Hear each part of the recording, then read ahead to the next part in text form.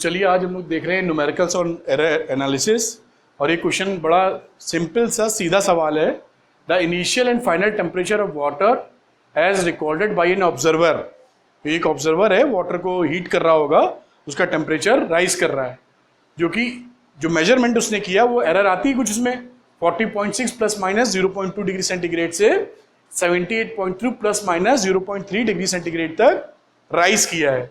आपको बताना है कि calculate the rise in temperature with proper error limits, कि राइज इन टेम्परेचर कितना है विद एरर लिमिट्स, ये आपको बताना है। तो एक कॉम्बिनेशन ऑफ एरर्स हैं, ये दोनों में एरर है और इसका फाइनल आंसर कैसे आएगा देख लेते हैं। वैसे तो सिंपली आप याद जैसा होगा, हमें यहाँ पे डिफरेंस लेना है बेसिकली, है ना। This temperature minus this temperature. तो अगर हम एब्सोल्यूट वैल्यू को घटाएं यानी हमारी फाइनल जो वैल्यू आएगी difference in temperature delta theta की बात करें प्लस माइनस, वो कितनी वैल्यू आने वाली है, बल्कि इसको लिखना पड़ेगा थीटा प्लस माइनस डेल्टा। ये वैल्यू होगी 78 माइनस 3 माइनस 40.6। जो उसकी इनिशियल वैल्यू होती है तो सीधे सीधे सब्सट्रैक्ट हो जाती हैं और एरर्स आपस में घटती नहीं, जुड़ती भी है इसमें। तो प्लस माइनस आप ऐड करेंगे तो 0.2 प्लस 0.3, ये इसका आंसर बनेगा। ये वैल्यू कितनी आई 37.7 और एरर लिमिट में प्लस माइनस 0.5 डिग्री सेंटीग्रेड। ये इसका फाइनल आंसर आया आपको, क्योंकि किसी भी एरर में जब हम सम करते हैं डिफरेंस निकालते हैं वैल्यूज का, तो दोनों ही केस में एरर्स ऐड हो जाती हैं। और मल्टीप्लिकेशन में क्या होता है, एरर्स में मल्टीप्लिकेशन है जी, जब मल्टीप्लाई हो रहा था तो एरर्स कैसे आ रही थी, रिलेटिव बन रही थी, relative error. Multiply and division दोनों में रिलेटिव, रिलेटिव मतलब डेल्टा थीटा अपॉन थीटा, ये वाला चक्कर है ना, ऐसे करके। और उसके बाद पावर्स वाली बात जब आती थी तो पावर्स आगे आ जाती थी, उसके भी सवाल एक आधे हम लोग लगाएंगे। तो ये क्वेश्चन तो हो गया। अगला क्वेश्चन और नोट करते हैं।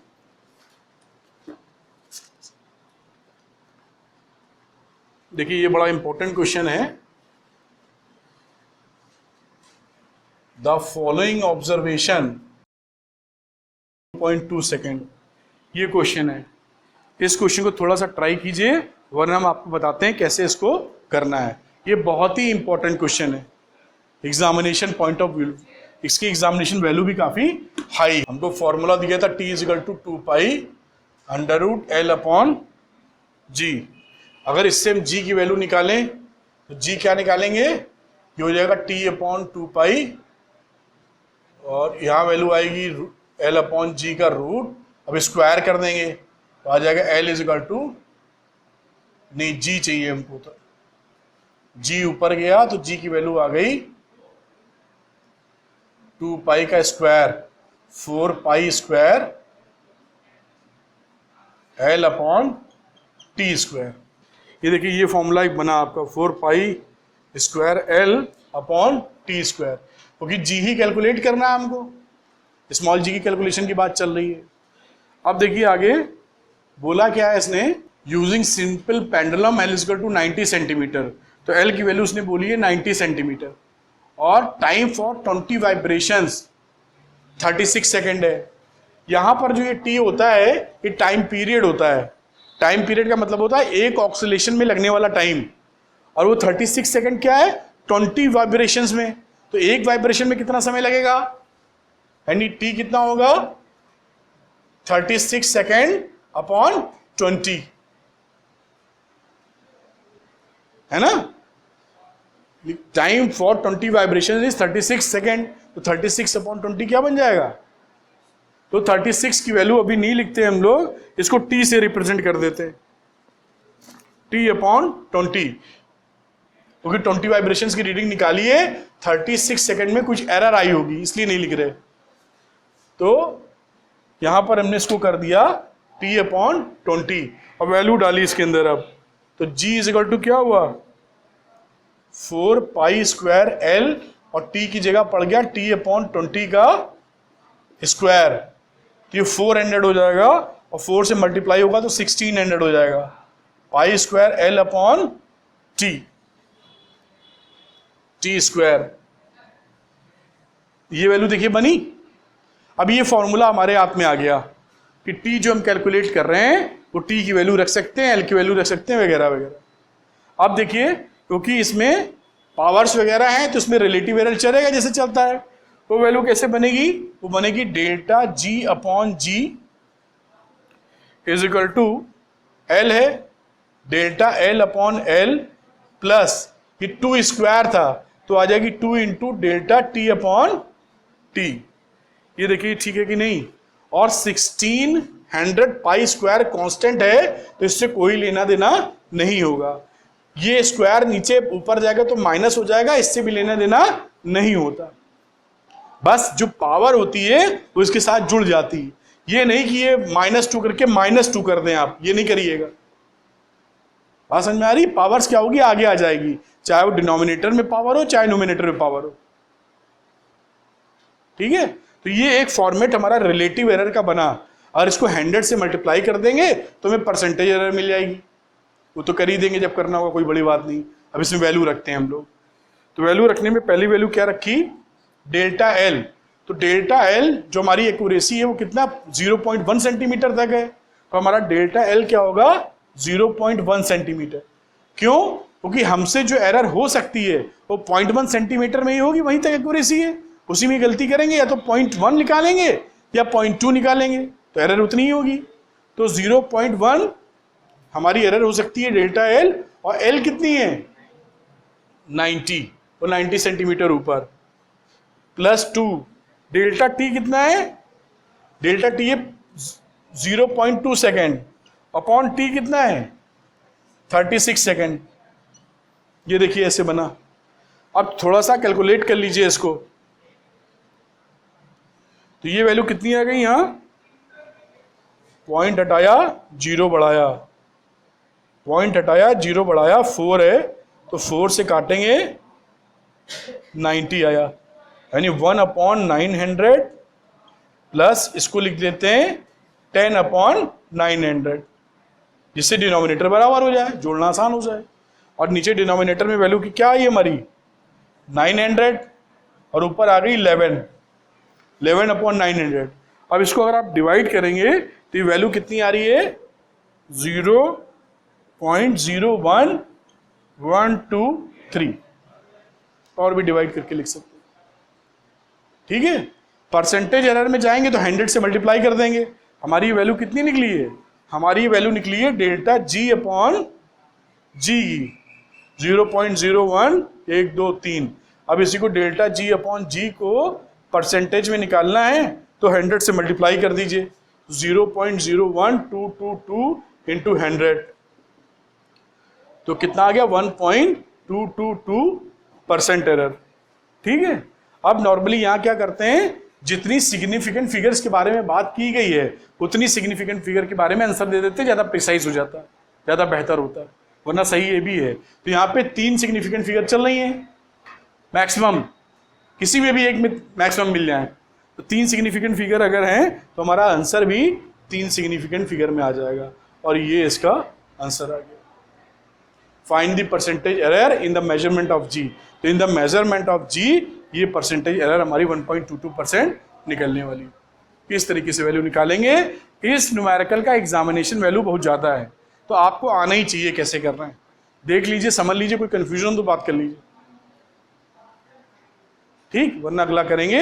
ये आना चाहिए, एग्जामिनेशन में काफ़ी पूछा जाता है, ये क्वेश्चन है। तो हमको ये मालूम है कि फोर्स और प्रेशर में क्या फॉर्मूला लगता है, P = F/A होता है, ये हमको मालूम है। तो ये कैसा बन गया सवाल, जहां पे कोशेंट इस्तेमाल किया जा रहा है। ठीक, तो बोला है फोर्स कितना है 2500 + 5, और एरिया की वैल्यू भी लिखी हुई है। अब इसमें रिलेटिव एरर वाली बात आएगी इसमें, है ना?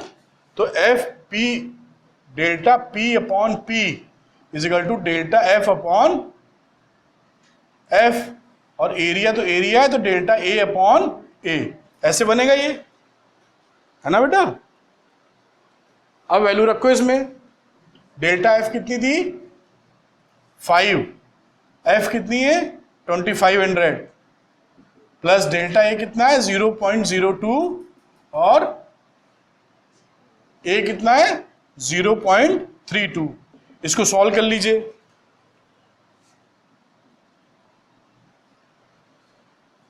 इसको हटाया तो 2 0 बढ़ा दिए, काटा तो 1600 आ गया। पॉइंट भी तो लगा है, तो दो, हाँ, फिर 32 यानी 16 आ गया। तो वैल्यू आ गई 1/500 प्लस 1/16।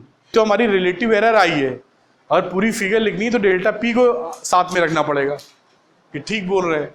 तो यहाँ पर ये जो वैल्यू आई, ये देखिए कितनी आएगी, कैलकुलेटर होता तो जल्दी हो जाता, 0.0645। ये उम्मीद करते सही कैलकुलेट किया होगा। तो डेल्टा पी अपॉन पी की वैल्यू हो गई 0.0645।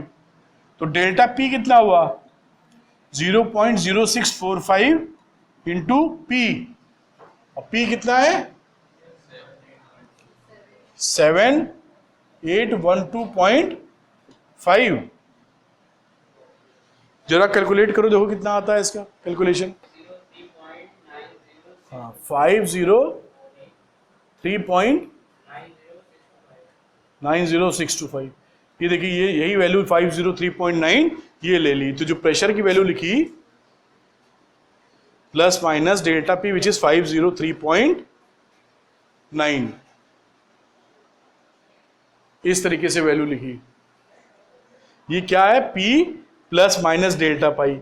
हम लोग प्रेशर की वैल्यू लिख लेते, अगर हमें रिलेटिव एरर बतानी होती तो यहीं पे रुक जाते, this is the relative error, this is the relative error.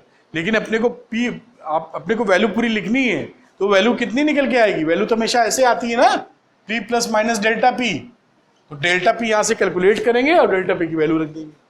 अब ये फाइनल आंसर हमारा बना, यानी ये वैल्यू आई थी यहां से 781.2, तो ये हो गया 7812.5 प्लस माइनस ये value 503.9। This is the final answer. इस तरह से P आप लिख सकते। तो आप जानते हैं कि हमें वैल्यू किसकी गिवन है, यहां पर रेडियस की, और एक स्फीयर का सरफेस एरिया का फॉर्मूला मालूम होगा हमको, क्या होता है, तो सरफेस एरिया ऑफ स्फीयर, क्या फॉर्मूला होता है 4πr²। ये फॉर्मूला होगा 4πr²। आर हमको पता है 4π कांस्टेंट है, तो हमको अगर ये वैल्यू s है तो हमको क्या बताना है, s प्लस माइनस डेल्टा, यही बताना है। तो हम कैलकुलेट क्या करेंगे पहले इसमें, ये तो r² वाली कहानी है, तो हम पहले s निकाल लेते हैं। तो s निकालने में 4π और r को मल्टीप्लाई कर दीजिए, ये तो हो गया s की कहानी। 21 का स्क्वायर कितना होता है, 4 इंटू 4.41 इंटू पाई, अगर रखना चाहे पाई को तो 22/7 रख देंगे। ये तो s की कहानी बनी, जो भी काटपीट होगी ये भी कर लेंगे हम लोग। और दूसरी हमें निकालनी क्या है, डेल्टा s, जो एरर होगी, तो डेल्टा s क्या होगी, पावर 2 लगा है तो 2r की तरह चलेगी, रिलेटिव एरर करते हैं ना हम लोग। तो delta s upon s is equal to 2 delta r upon r, ठीक है ना। और ये वैल्यू आई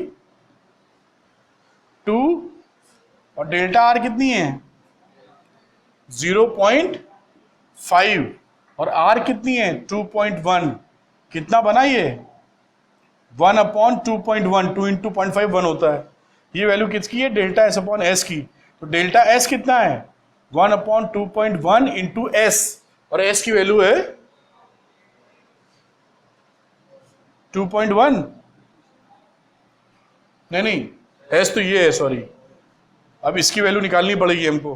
कट तो नहीं रहा देखो कहीं से, ये देखो कट रहा है कि नहीं। तो वैल्यू हो गई 4 इंटू 22/7 इंटू 2.1 का होल स्क्वायर। यहाँ वैल्यू रख दीजिए 4 इंटू 22/7 इंटू 2.1 का होल स्क्वायर। 2.1 का स्क्वायर से कट गई, वैल्यू आई 4 इंटू 22/7 इंटू 2.1। तो एस तो निकालना ही पड़ेगा, आंसर में देना एस प्लस डेल्टा एस में। तो एस के लिए वैल्यू आ रही थी जो 4 इंटू 22/7 इंटू 4, 21 के स्क्वायर 441, 4.41 काटा 0.63। तो इसको कैलकुलेट करो यार, 4 3 जा 12, 1 25, 2.52 इंटू 22। इसको निकालो जरा, बताओ क्या आता है। और यहाँ कैलकुलेशन करो, कितना कैसे बोलो, 5.44, 55.44। ठीक, यहां वैल्यू किया 7 3 या 21, 1.2 इंटू 12,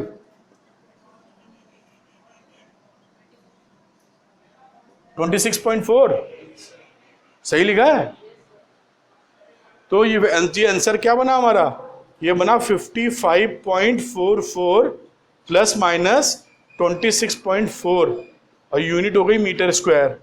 ये फाइनल आंसर आता हुआ हमें दिखता है। तो लेट अस चेक कि करेक्ट आंसर मैच कर रहा है कि नहीं कर रहा है।